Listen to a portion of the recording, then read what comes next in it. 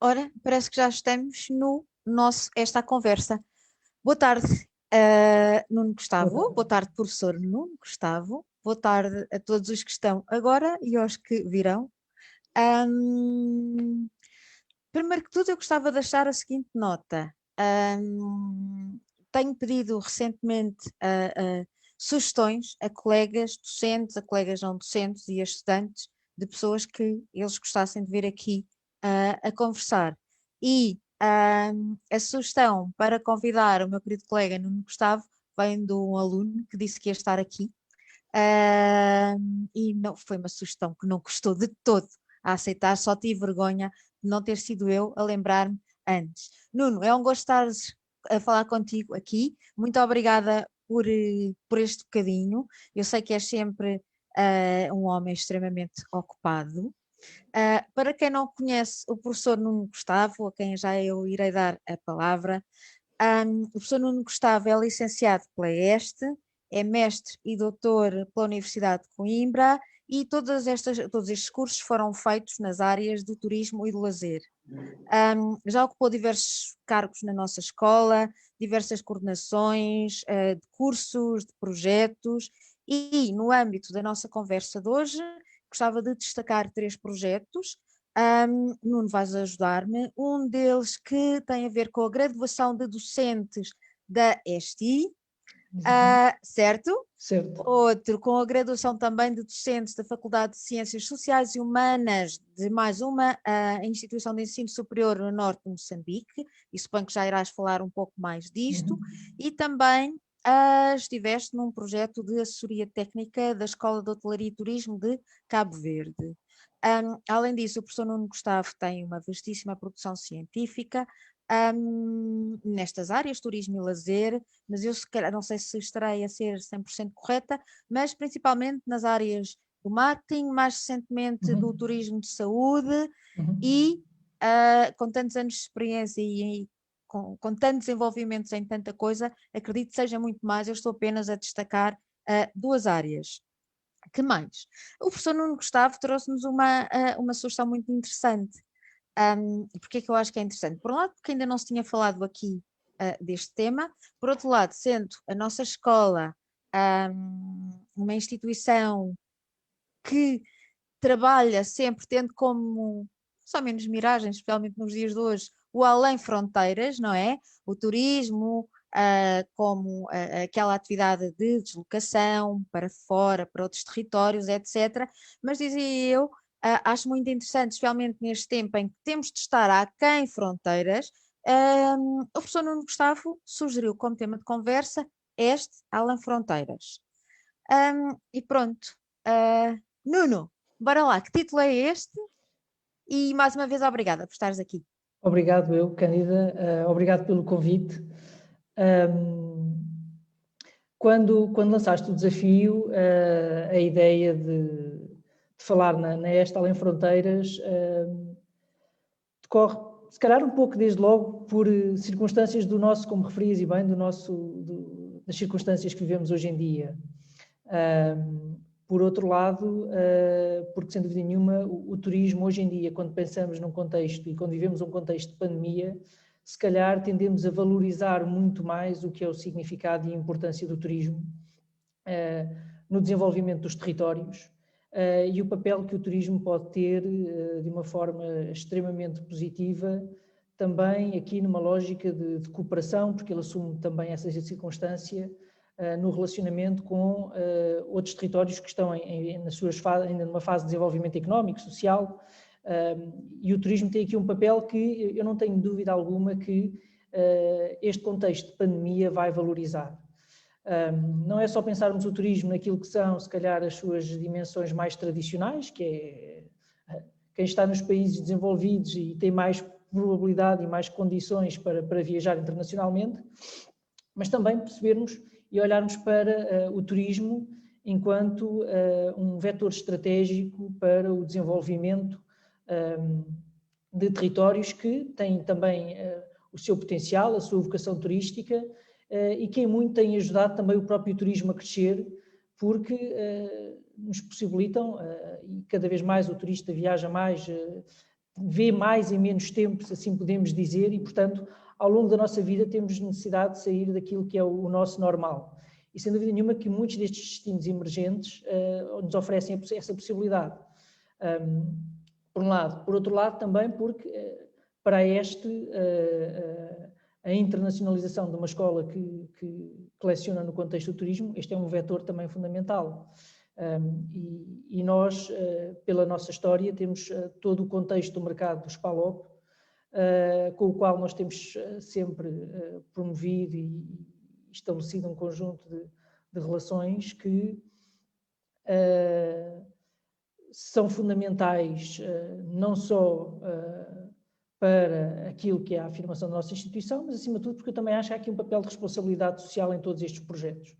Quando nós olhamos para a nossa relação com os PALOP, projetos como estavas há pouco a falar, seja com Cabo Verde, seja com Moçambique, seja com outros projetos que a escola também já participou, em Angola, em São Tomé e Príncipe, estes lembro-me agora de outros colegas e, portanto, haverá muitos mais, certamente, são, sem dúvida nenhuma, também dimensões que eu acho que são importantes porque permitem também demonstrar que nós temos um outro papel que é lá, para além do papel meramente também de formar, também um papel aqui, um outro papel de responsabilidade social, que não é só o de formar os nossos alunos diretamente, mas também de ajudar outros territórios de diferentes formas, seja através de questões de oferta formativa, seja através de planos de desenvolvimento, etc., eles próprios a se desenvolverem. E nós trabalhamos bem, desculpa interromper-te, nós trabalhamos bem, quando funcionamos em rede, não é, Nuno? Exatamente. Especialmente numa atividade tão transversal como esta. Sim, e aqui no caso aliás, o que eu acabo, se calhar, ao longo destes anos, como estávamos a falar há pouco, diria que esta experiência acumulada, essencialmente, reporta a 2011, eu fui a primeira vez, se não me falha a memória, a Moçambique em 2003, e depois só voltei em 2011. Lembro da primeira vez quando fui em 2003, ter chegado a Maputo e depois ter ido para Inhambane de carro, 600 quilómetros, e a principal via que liga, ou que atravessa todo Moçambique, parte significativa daquele percurso ainda era a estrada de terra batida.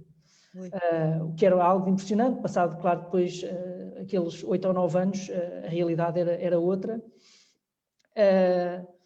E felizmente, em muitas coisas, Moçambique evoluiu.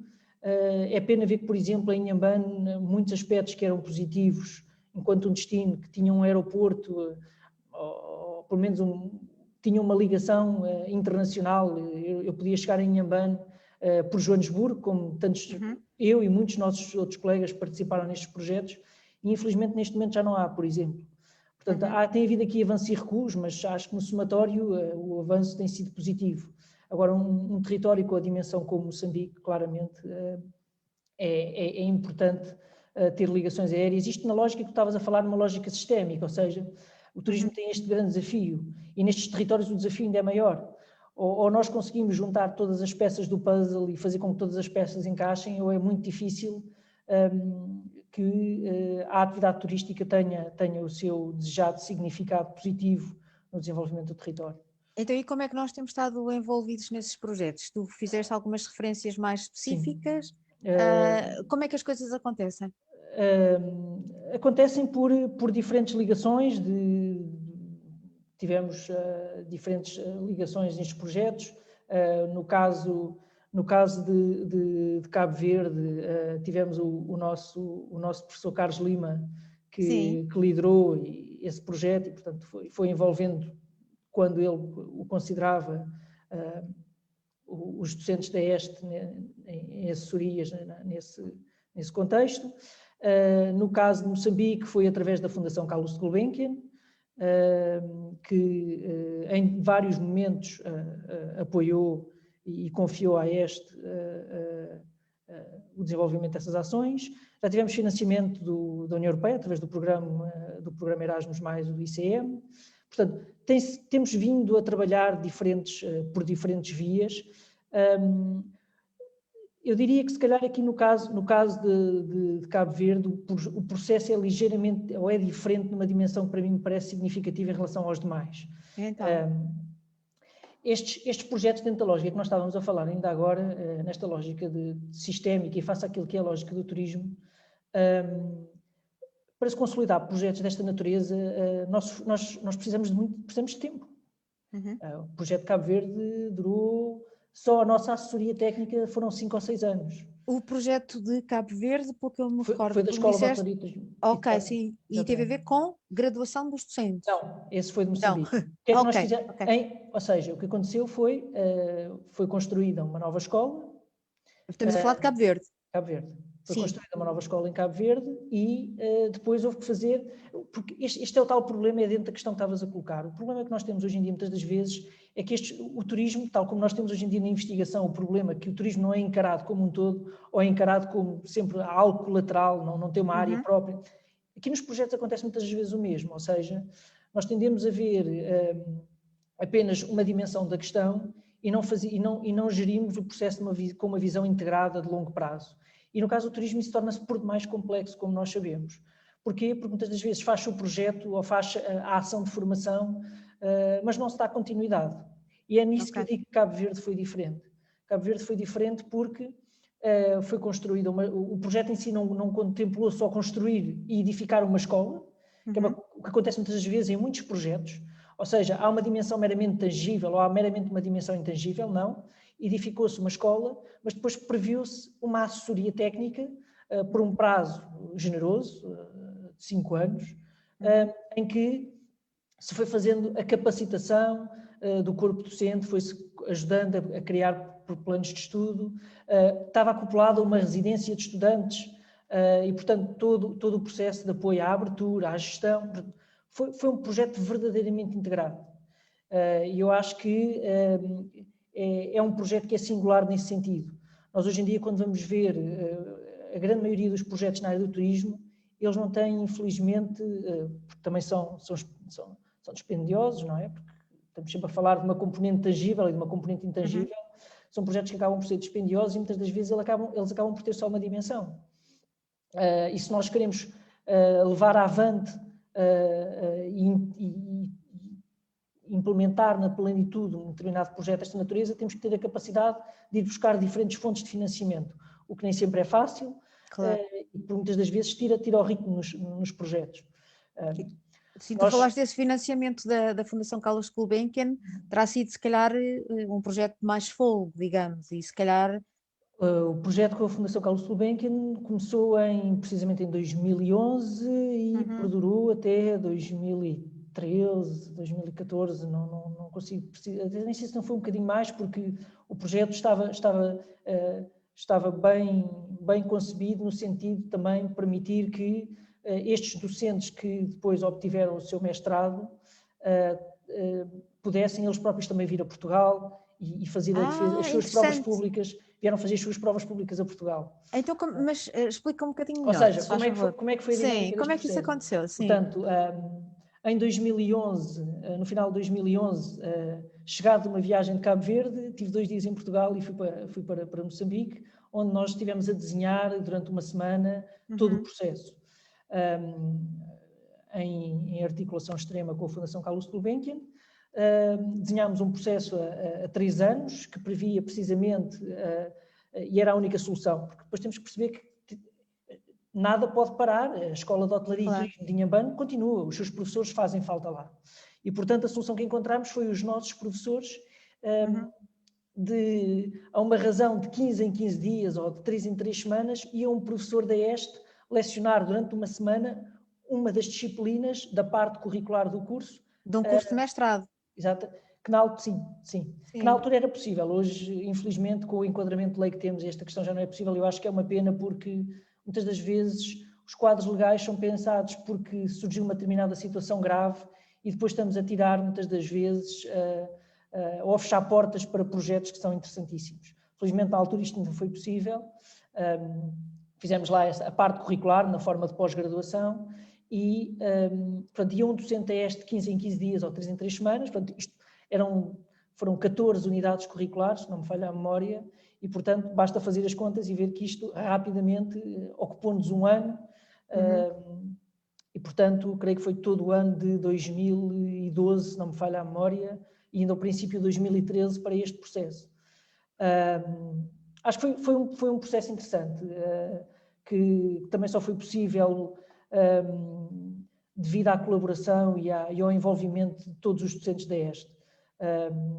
É óbvio que é uma viagem interessante, as viagens são interessantes, mas são viagens que têm desafios próprios, como certamente podemos imaginar. É uma viagem, claro, pode parecer que não, mas é uma viagem longa, é uma viagem que implicava na altura fazer cerca de 3 voos, era uma viagem que demorava 17, 18 horas com as escalas, portanto, e depois chegar e no dia a seguir começar a dar aulas e estar uma semana inteira a dar aulas e vir embora.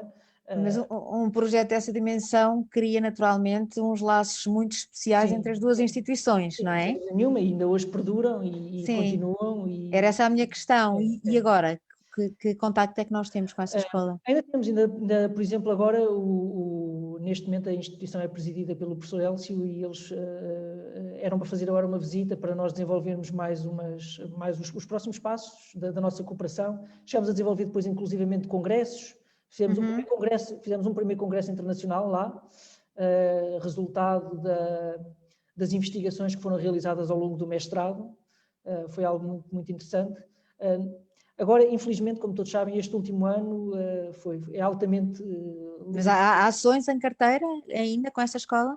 Sim, sim, nós estamos a trabalhar, temos feito candidaturas, aliás, temos um projeto neste momento submetido à FCT para uma call específica que é financiada também através da HCAN, que foi submetida, agora confesso que até já perdi, acho que entretanto já estamos quase a fazer, se não falha a memória, 1 ano ou mais, que submetemos, mas esta questão da pandemia e, portanto, acho que limitou todo o processo e está aqui a condicionar um bocadinho todas estas circunstâncias, mas eu acho que é quase que inevitável, não é? Nós neste momento não temos condições. Eu recordo-me ter ouvido falar de outros projetos, este que referiste agora, indicaste apenas a participação de docentes, de colegas nossos docentes, mas posso estar enganada, mas eu creio que ouvi também falar de participações da ESTE, em que se transferia um bocadinho da nossa escola, portanto, docentes, colegas não docentes, e lá iam eles. Exatamente. E então?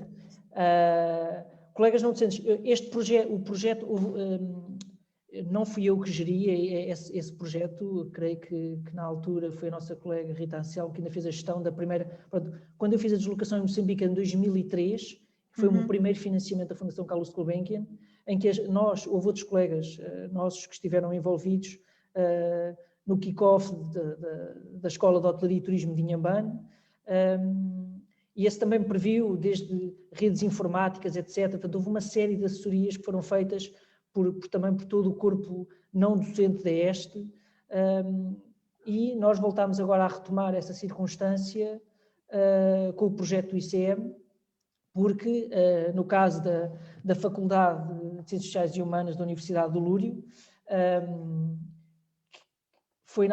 uma nova faculdade, é uma faculdade que tem se não me falha a memória, 3 anos no máximo. É uma faculdade que passou a ter cursos de turismo, uma oferta formativa de turismo. E, portanto, estamos a falar na ilha de Moçambique, no norte de Moçambique, não no sul. Inhambane está na região sul. Aqui estamos a falar na Universidade do Lúrio, no norte de Moçambique. E conseguimos e temos vindo a trabalhar no sentido também de ter aqui uma integração a diferentes níveis, de diferentes valências e diferentes conhecimentos da ESTE, desde o corpo docente ao não docente, porque efetivamente eles precisam também desse apoio nesta fase. Ou seja, desde a simples organização dos serviços académicos, dos estágios, etc. Portanto, há claramente aqui, sempre que possível, uma lógica de tentar uma transferência de know-how a todos os níveis e não meramente do ponto de vista académico. Nem faria sentido, porque as instituições precisam de todas estas dimensões para poderem trabalhar.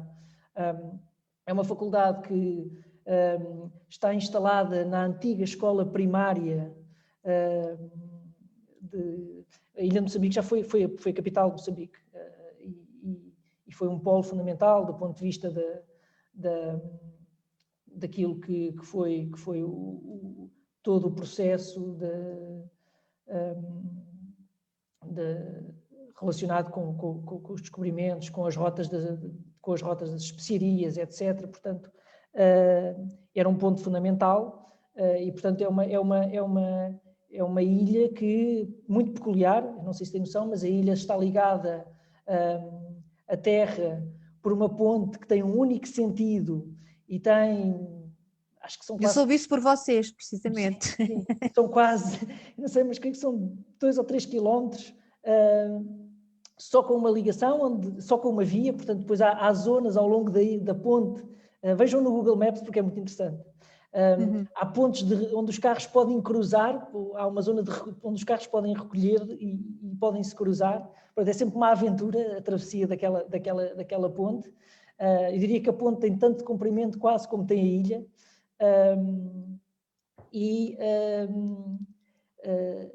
É um caso interessante porque o desafio que há aqui é também como é que nós fazemos aquela comunidade perceber que, porque vive uma comunidade, temos uma comunidade residente na parte sul da ilha e a parte mais turística da ilha, onde está a fortaleza, onde está todo um outro conjunto de infraestruturas e de atrações, onde está a parte mais histórica, está no norte da ilha.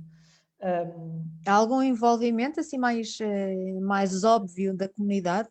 É isso que foi esse projeto que nós submetemos à FCT. Ok. Como recuperar, ou seja, como envolver, porque é fundamental, se nós não conseguimos envolver as comunidades, e nestes territórios ainda mais, não é? Se nós não conseguimos envolver as comunidades... É fundamental e faz sentido, não é? E faz sentido.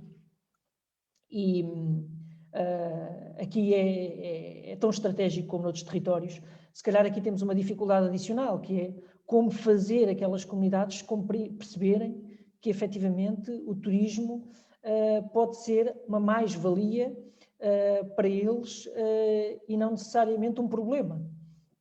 Porque a forma como estas comunidades muitas das vezes veem o turismo... Há esse receio? É isso? Há esse receio, claramente. Claramente. Porque precisamente porque não são envolvidos, não é? Porque não são envolvidos, porque não conhecem. Porque não são envolvidos, porque vêm investidores estrangeiros a chegar, vêm pessoas de fora a chegar, vêm pessoas que ocupam o espaço deles. Exato.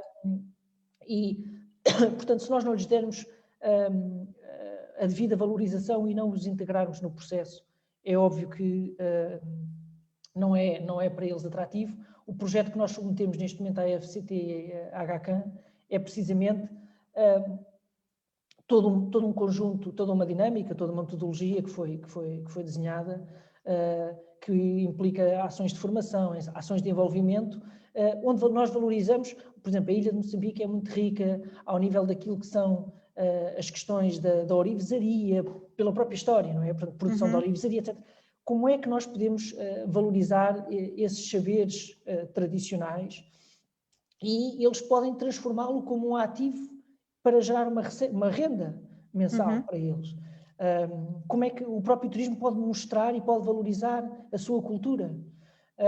E, portanto, foi precisamente esse financiamento, essa candidatura e pedido de financiamento que submetemos e que estamos a aguardar. Eu espero que venha a ser em algum momento aprovado. Neste momento temos um outro projeto a correr, que é financiado também em Moçambique? Também na ilha de Moçambique. Ok. Que é financiado pela cooperação canadiana, americana, tem um conjunto de organizações a este nível e que visa a forma como é que nós podemos precisamente envolver e dinamizar e integrar o setor privado no contexto e articular o setor privado com o institucional, com o público, para a dinamização da atividade turística. Porque todas estas pontes são precisas de construir, ou seja, tudo o que estes territórios hoje em dia muitas das vezes conseguiram construir foi pelo esforço individual que algumas pessoas foram introduzindo no território. Portanto, numa lógica muito pouco concertada, não é? Muito pouco concertada e, portanto, há claramente a necessidade de criar estas dinâmicas e esta articulação e até porque a atividade hoje em dia começa a ganhar outra dimensão. E é importante introduzir dinâmicas de sustentabilidade para que o que possa ser algo de muito bom não se transforme em algo de muito mau. Exatamente. Vai ser interessante e estou aqui a recuperar uma afirmação que fizeste no início, que eu achei muito, muito curiosa, porque vai ao encontro precisamente de uma investigação que estive a fazer hoje à tarde. Quando falaste do turismo, se calhar como um instrumento que nos vai ajudar a recuperar quando os tempos de pandemia forem passados, não é? Em determinados destinos, falaste na questão dos destinos emergentes, e eu estou-me a recordar precisamente de um artigo que li hoje à tarde, e através do qual fiquei a saber que, por ocasião da crise de 2008, a Organização Mundial do Turismo reuniu, se não estou em erro, em Santiago do Chile, e o propósito era mesmo estabelecer um plano muito claro, muito assertivo, e demonstrar como é que o turismo poderia ajudar a recuperar dessa crise global. Agora, as características desta crise são outras, não é? E pronto, e a característica número 1 do turismo, a deslocação, está comprometida, mas vai ser curioso ver isso. E eu sei que tu querias dizer alguma coisa, mas já que te interrompi, vou interromper mais um bocadinho. Tu até agora tens estado a dar exemplos que focam principalmente os PALOP, não é? Certo. Esta Além Fronteiras só com PALOP até agora? Nós diria que, pelo menos dentro daquilo que é a minha experiência, dentro daquilo que eu me recordo, nesse sentido, sim, mas nós temos vindo a desenvolver, e sei que há outros projetos que a escola tem vindo a desenvolver fora do contexto dos PALOP. É claro que também temos sempre aqui uma dimensão que pode não ser muitas das vezes tão...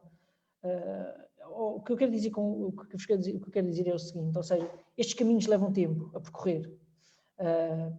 Reparem que para nós hoje estarmos onde estamos nos PALOP, isto é um caminho que tem quase 20 anos. Claro.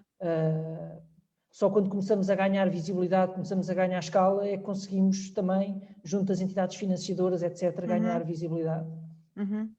Os PALOP é um mercado onde nós claramente devemos e podemos apostar, porque é um mercado onde nós temos todo um conjunto de vantagens que são óbvias e que ninguém tem dúvidas quanto a isso, desde a afinidade cultural, linguística, etc. Sim, a afinidade linguística será muito importante, não é, Nuno? A competitividade é muito mais limitada também, porque quando nós olhamos para outros projetos, e se pensarmos noutros países, contexto europeu e noutros territórios, aí a competitividade ganha uma dimensão que nós não...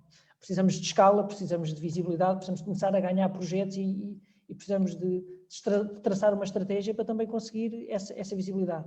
Eu acho que muito este caminho que nós hoje fazemos, quando os nossos docentes vão participar a conferências no estrangeiro, etc., isso é importante e permite ganhar essa consistência. Pode parecer um bocadinho estranho, mas isto é o expoente máximo da globalização, que é nós ganhamos e estabelecemos a relação com a Universidade do Lúrio na conferência da AULP que houve em Timor. Ui, conta lá. Ou seja, fomos ao outro lado do mundo, fui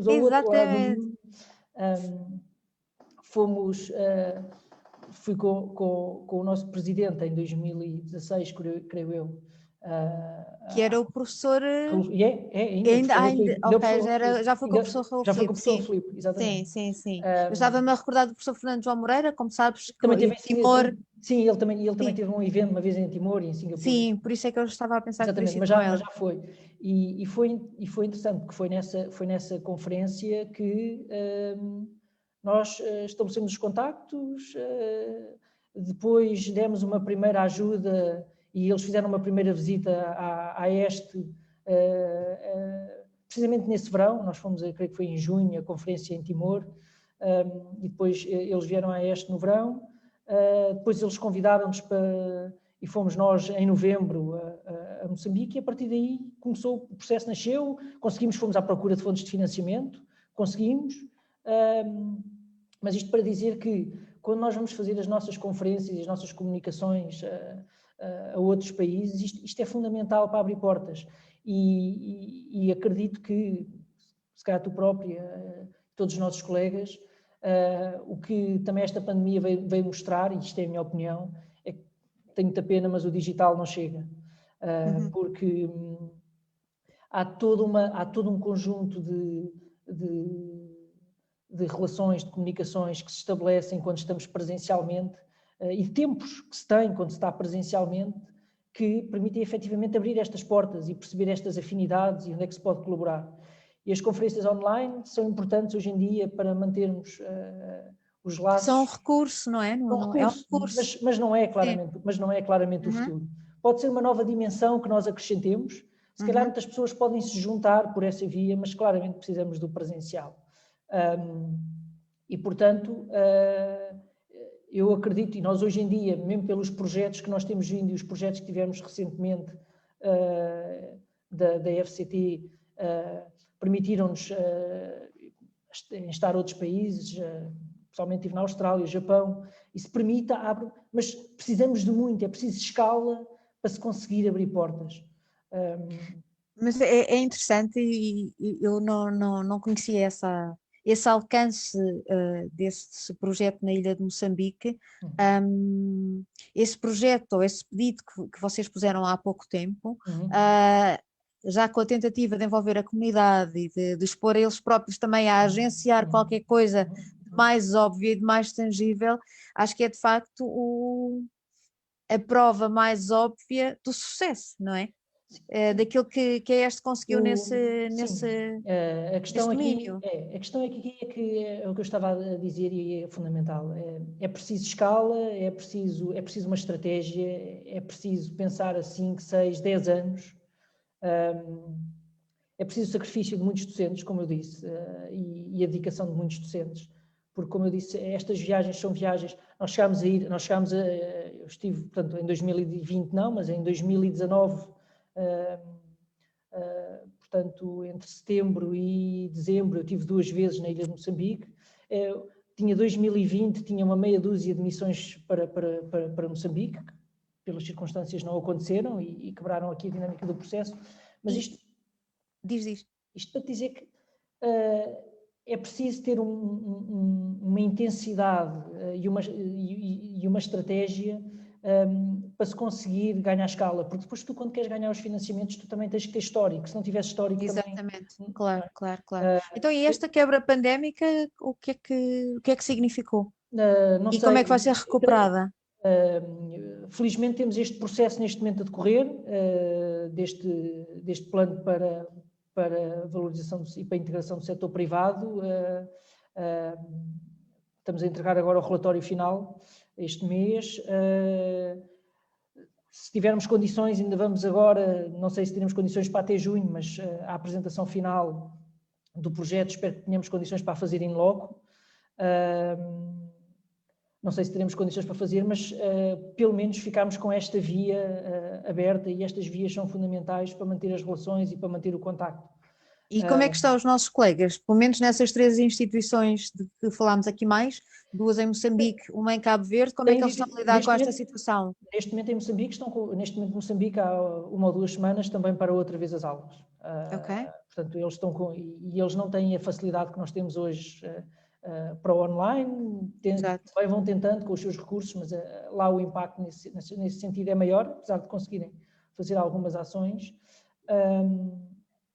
Mas, efetivamente, essa tua questão é algo que me aflige, porque algo que levou, se calhar, a 20 anos a conquistar, eu tenho receio, por mais esforço que nós façamos nesta fase, o que é que possa daqui acontecer no futuro. Nuno, eu não sei, eu costumo ser uma pessoa pessimista, mas agora estou a ser otimista, porque esses laços que tu já os falaste tantas vezes, esses laços, se calhar, são muito superiores à força da pandemia, não é?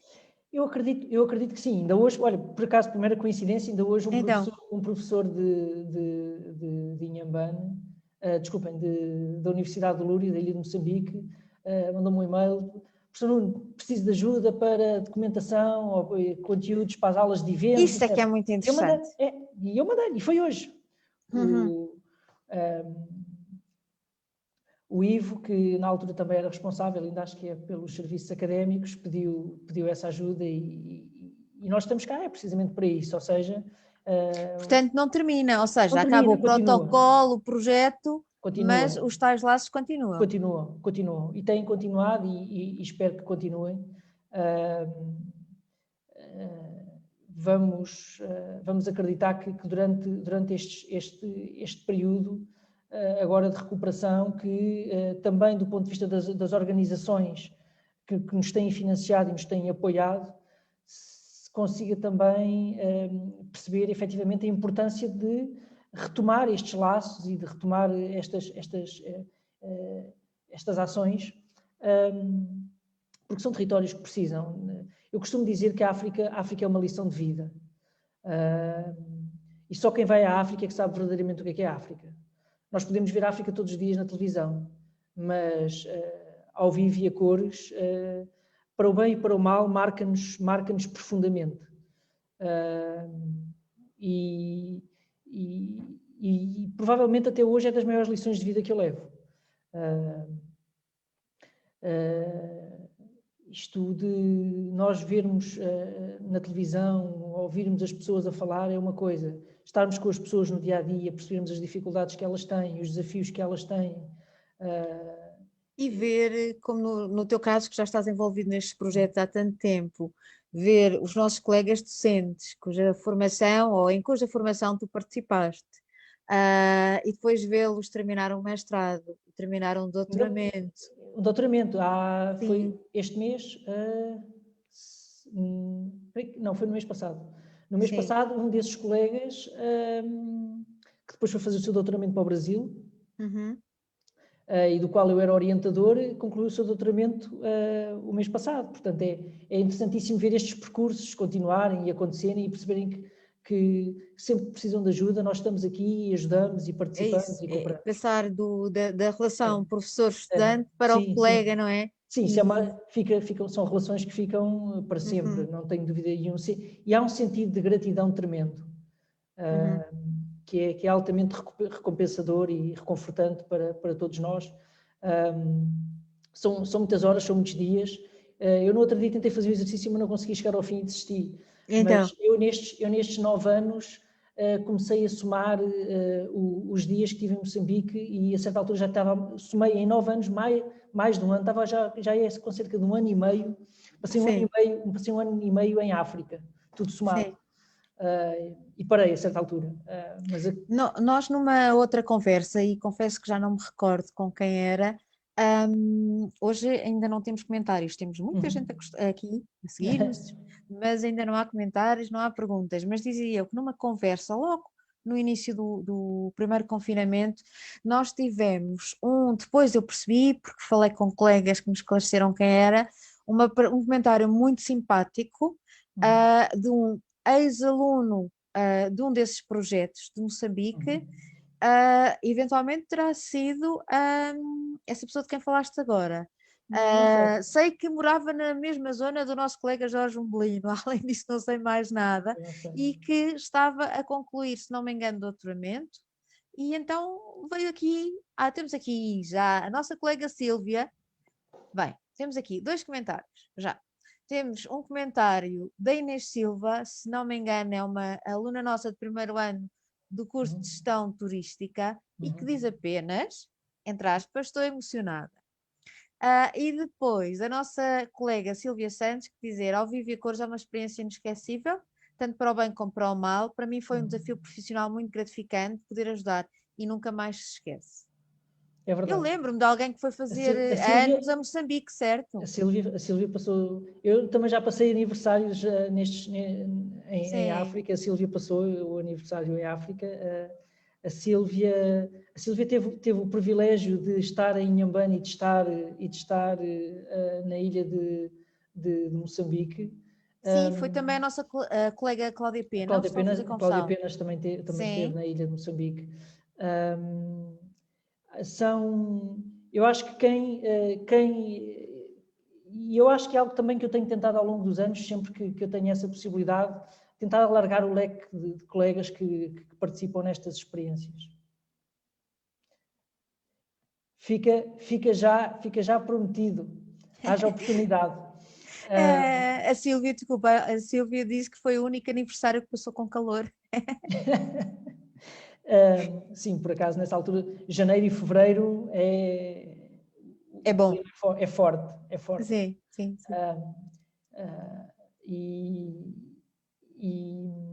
Moçambique nisso, eu acho que, como a Sílvia estava a dizer, nem que tu vás só uma vez, fica-te para a vida.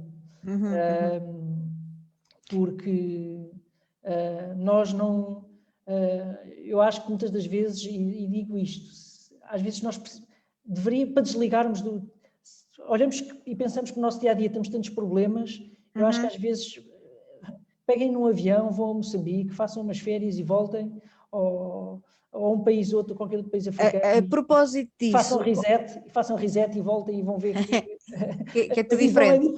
É diferente. Mas a propósito disso que estavas a dizer, como é que os estudantes, assim, há necessariamente toda essa combinação, protocolo, etc., é feito a nível de direções, docentes, etc. E os vossos estudantes, como é que é?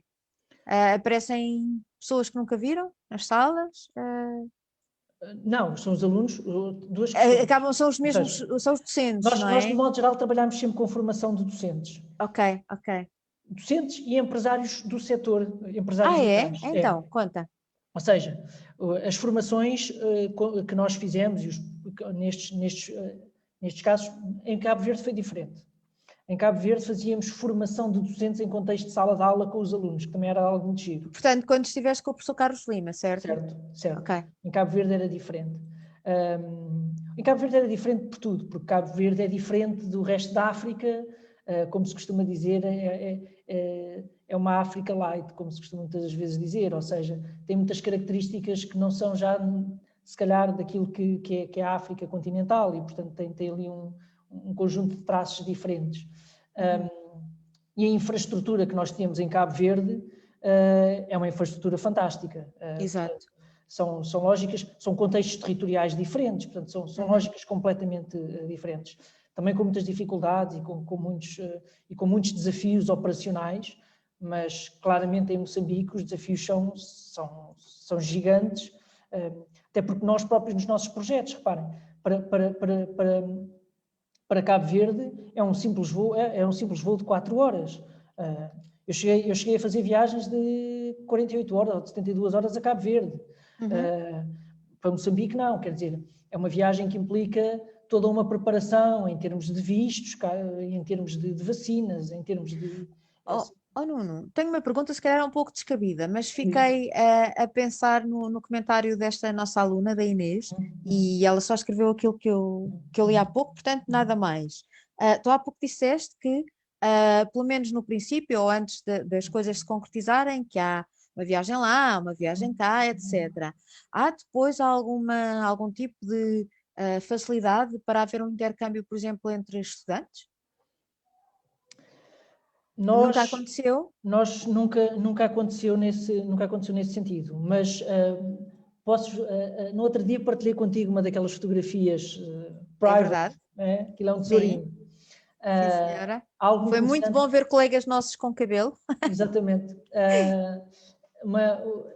Eu acho que isto hoje em dia também tem a ver com as circunstâncias eu acho que temos que ir atrás desses projetos e desses financiamentos, mas precisamos, como disse, temos que trabalhar para isso. Isso não se consegue de um dia para o outro. Mas em 2001, se não me falha a memória, foi a primeira viagem que eu fiz enquanto, na altura ainda aluno da ESTE, em que a ESTE tinha uma parceria com a Unisul, que era a Universidade de Santa Catarina, em Florianópolis. Sim. Onde eu passei, se calhar tudo somado, quase 1 mês e meio. Organizámos uma semana gastronómica, Que tinha de ser. em que foram alunos da ESTE, e eu ainda fui na altura na condição de aluno. Licenciatura, não é verdade? Licenciatura. E depois vim a Portugal 1 semana ou 2, e depois voltei 3 semanas no intercâmbio que houve de alunos, precisamente.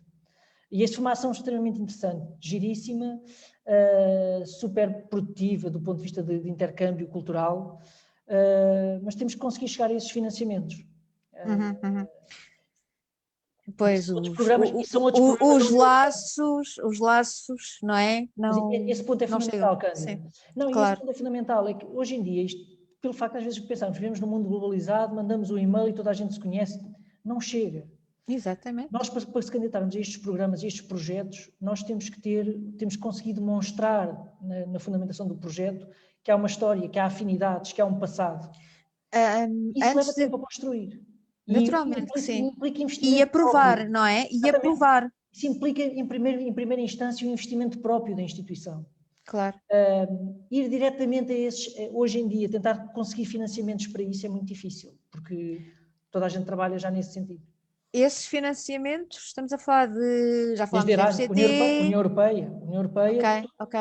todos os diferentes programas que a União Europeia hoje oferece, há N programas ao nível das cooperações internacionais, mas é preciso construir uma história. E o que eu tenho reparado ao longo dos anos é que quanto mais história nós temos, mais fácil é. Quanto menos história nós temos, mais difícil. Olha, sabes quem é que veio agora aqui fazer um comentário? Hum. A pessoa que me sugeriu o teu nome. Que é quem? O Ruben. O Ruben Feijão. E o que é que ele escreveu? Esta noção de trabalhar em rede, que tanto abordamos na criação de oferta em turismo na Este, entra também na formação de know-how, mais uma perspectiva a tomar em conta. Claramente. Ruben Feijão. Sim, senhor. Claramente. Um abraço para o Ruben. Um abraço para o Ruben, com certeza. Olha, meu amigo, lembras de eu ter dito que de repente olhávamos para as horas E já foi. e os minutos tinham ido? Pois já estamos aqui quase há 50 minutos. Como seria de esperar, o tempo voou contigo e tens aí essas, tal como voam essas folhas atrás de ti, não é verdade? Exatamente. Porque não sei se repararam, o professor Nuno Gustavo está num paraíso qualquer. Olha, um abraço do Ruben também. Então, como é que nós podemos terminar esta nossa conversa? Se calhar combinando outra para depois dos tempos de pandemia, para vermos como é que as coisas estão. Isso é uma ótima ideia. Conta. Não, isso é uma ótima Termina ideia. tu, conclui tu. Não, eu acho que, acima de tudo, a conclusão que todos nós tiramos daqui, seja alunos da ESTE, seja professores da ESTE, seja futuros alunos da ESTE, seja corpo docente ou não docente da ESTE, eu acho que todos temos que perceber isto. Há um mundo lá fora, como se costuma dizer, com o qual nós podemos, no qual nós podemos ensinar, mas no qual nós também podemos aprender muito e fazer muito.